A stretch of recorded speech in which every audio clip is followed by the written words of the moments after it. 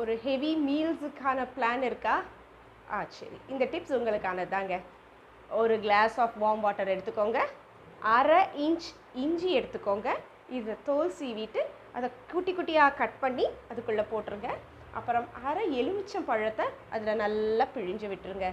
இப்போது இது கூட வேறு எதுவும் ஆட் பண்ணக்கூடாதுங்க. ஹனி ஆட் பண்ணட்டுமா இல்லை நாட்டு சர்க்கரை ஆட் பண்ணட்டுமா தயவுசெய்து கேட்காதீங்க. இது அப்படியே தான் குடிக்கணும்.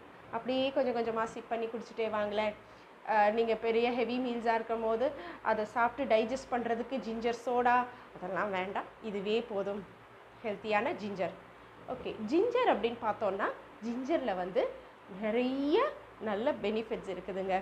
ஜிஞ்சர் வந்து நம்மளோட டைஜஷனை எய்ட் பண்ணுது, இன்டெஸ்டைனல் மோட்டிலிட்டிக்கு நல்லதாக இருக்குது, இன்ஃப்ளமேஷனுக்கு நல்லதாக இருக்குது, வலிகள் எங்கே இருக்குதோ அதுக்கு நிவாரணம் தருது.